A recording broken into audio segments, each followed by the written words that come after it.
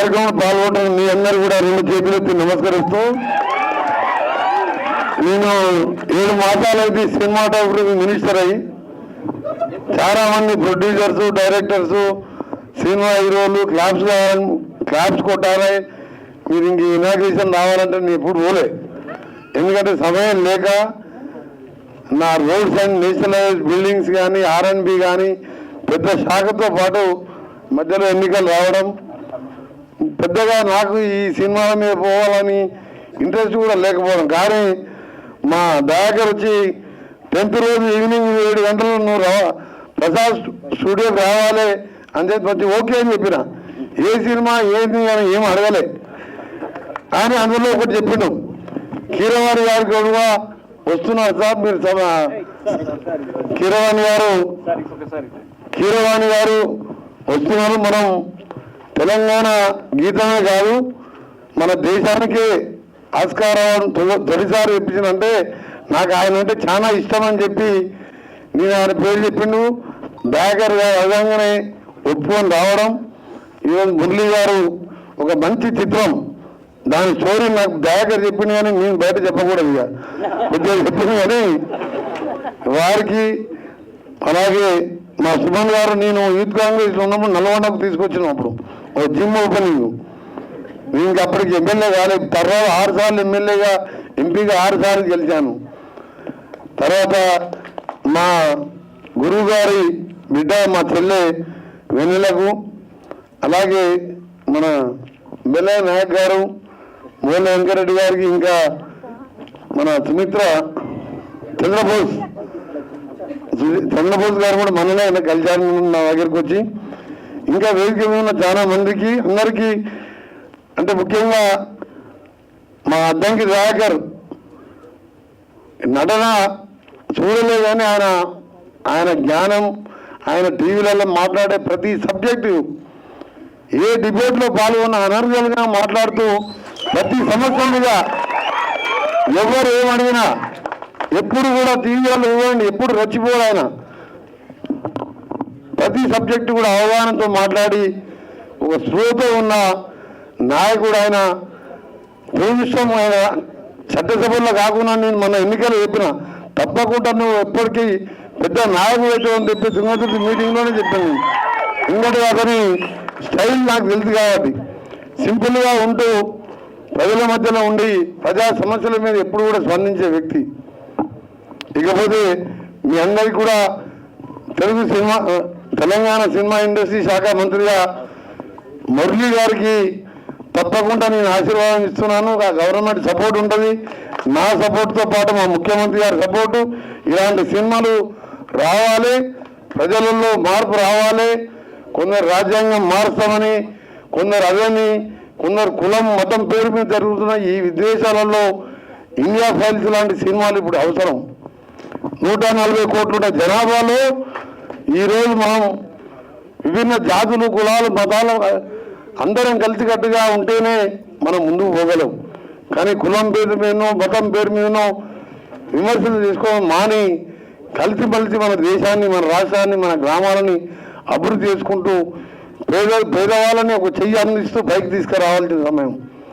అందుకనే భారత రాజ్యాంగ నిర్మాత బాబాసాహెబ్ అంబేద్కర్ కోరిన విధంగా చిన్న రాష్ట్రాలు కావాలని చెప్పి 70 ఏళ్ళ కింద రాజ్యాంగం రాసినప్పుడే ఎందుకు చెప్పిందంటే చిన్న రాష్ట్రాలతోనే అభివృద్ధి అని చెప్తే ఇవాళ తెలంగాణ రాష్ట్రం కూడా సోనియా గాంధీ తెలంగాణ రాష్ట్రం ఇచ్చింది.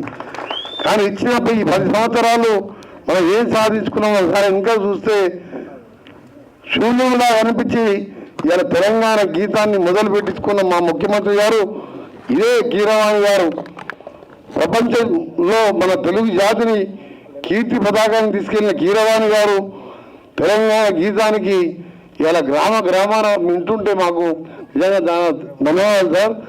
ఒక రాష్ట్ర మంత్రిగా కాకుండా ఒక తెలంగాణ ఉద్యమకారునిగా మీకు ధన్యవాదాలు తెలియజేసుకుంటే, మీరు నటించిన అన్నమయ్య సినిమాలు కానీ ప్రతి సినిమా చూస్తాను నేను, ఎందుకంటే సమయం దొరికితే సినిమా చూస్తాను. ఎందుకంటే అదొక్కటే, ఎందుకంటే ఆ టైంలో ఫోన్ మాట్లాడడం కానీ జనరల్ ఉదయం 4 గంటలకు లేచి 2 గంటలు జిమ్ చేసి ఆ జిమ్ తర్వాత ఎప్పుడు ప్రజలనే ఉంటాను నేను. ఎప్పుడో సమయం దొరికితే నచ్చిన సినిమాలు చూస్తూనే ఉంటాం అలా.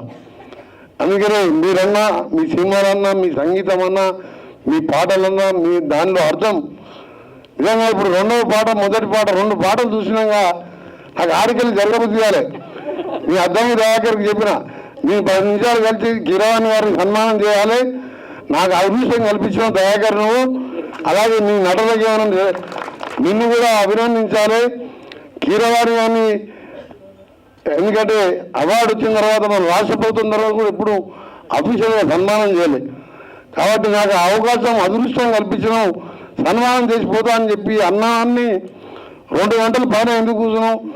ఉదయం 4 గంటలకు లేచి దాదాపు 7-8 గంటలు నేను, ముఖ్యమంత్రి గారు, కేంద్ర నేషనల్ అధికారులు, రాష్ట్ర అధికారులు, ఈ రీజనల్ లింక్ రోడ్ కానీ హైదరాబాద్ విజయవాడ రోడ్డు మీద ఇవాళ చాలా వర్క్ లోడ్తో బిజీగా ఉండి 1 నిమిషం తీరిక లేకుండా ఇక్కడికి రాగా అన్నీ మర్చిపోయి మన దేశం ఈ సినిమా ఎట్లా తీసిండు ఇవన్నీ ఇంటూ నిజంగా కూడా మీతో గడపడం, మీకు అవకాశం కల్పించిన మా మురళి గారికి, మా దయాకర్, మా తమ్మునికి ధన్యవాదాలు తెలియజేసుకుంటూ, మా కీరవాణి గారు వారు ఇంకా కూడా ముందు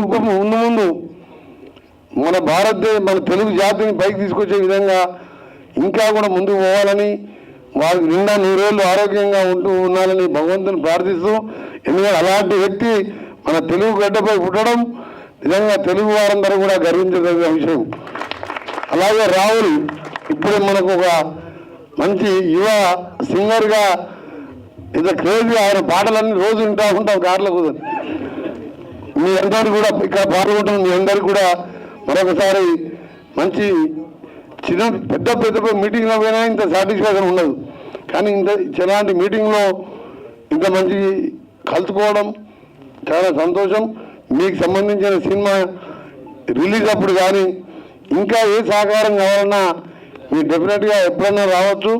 మీ దయాకర్ గారు ఫోన్ చేసినా చాలు, నాకు ఫోన్ చేసినా మీకు థియేటర్లు ఇప్పించే సినిమా, చిన్న థియేటర్లు అంటే సినిమాలు ఇవ్వరు, ఇవన్నీ మీకు తెలుసు. కాబట్టి అదే మినిస్టర్గా నేను చెప్పి మీకు అన్ని విధాల అండగా ఉంటాను. ఇలాంటి సినిమాలు సమాజానికి అవసరం. నాయకులలో మార్పు రావాలి, పాలకుల్లో మార్పు రావాలంటే ఇలాంటి సినిమాలు రావాలి. కాబట్టి తప్పకుండా మా ప్రభుత్వం నాయక సహకారం ఉందని తెలియజేసుకుంటూ, మా వెదన పాడుతుంటే మా గద్దరన్న జ్ఞాపకం వస్తున్నాడు. గద్దరన్న నన్ను రేవంత్ రెడ్డి గారు మనమోహన్ బర్త్డే కలిస్తే నన్ను 10 నిమిషాలు ముద్దు పెట్టుకుని వదిలిపెట్టాడు. ఎక్కడ కలిసినా కానీ నేను ఎంపీగా నామినేషన్ వేసి చక్కగా గద్దరన్న ఇంటికి పోతే గద్దరన్న వదిన నన్ను వదిన లోపలికి తీసుకుపోయి కూర్చోబెట్టుకొని అలా బెడ్రూమ్లో కూర్చోబెట్టుకొని 1.5 గంటల మాట్లాడి నన్ను నువ్వు ఏ విధంగా ప్రయాణం చేయాలి అని చెప్తే, నువ్వు చేసే కార్యక్రమాలు చెప్పుకుంటూ పోని చెప్తే, అంతకుముందు 5 సార్లు ఎమ్మెల్యే గెలిచినావు అని ఎంపీగా ఆయన సలహాతో పోతే 1 పైసా ఖర్చు పెట్టకుండా 8 లక్షల ఓట్లు తీసుకొని ఇవాళ ఎంపీగా గెలిచిన. అందులో ఆయన సలహాలు ఆయన ఎప్పుడు చెప్పేవాడు, నువ్వు తెలంగాణ కోసం మంత్రి పదవి వదిలిపెట్టినావు, ఎవడు పేదవాడు వచ్చినా సహాయం చేస్తావు, నీలాంటి నాయకుడు కావాలని ఇద్దరు చేయి పట్టుకుపోయి ఇంటి లోపల కూర్చోబెట్టి నాకు కొన్ని సలహాలు చెప్పింది. అందుకని నేను కూడా నాది కూడా మీ సినిమా ఏ విధంగా తీసిందో తప్పకుండా మీలాంటి వారికి నా పూర్తి సహకారం ఉంటుంది. అందరికీ నమస్కారం, గుడ్ నైట్, థ్యాంక్ యూ.